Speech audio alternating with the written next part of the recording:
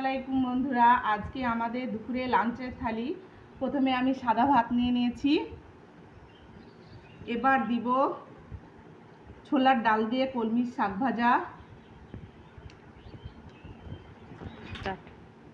আর দিব আলু দিয়ে মোরলা মাছের চচ্চড়ি,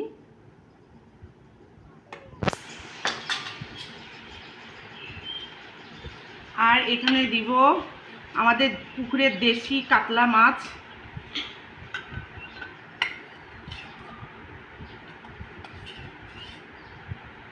কাতলা মাছ বড়ি দিয়ে ঝোল,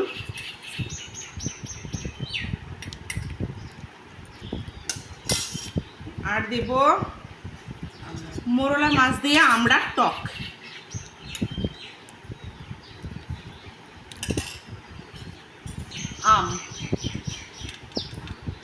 এটাই আজকে আমাদের লাঞ্চের মেনু।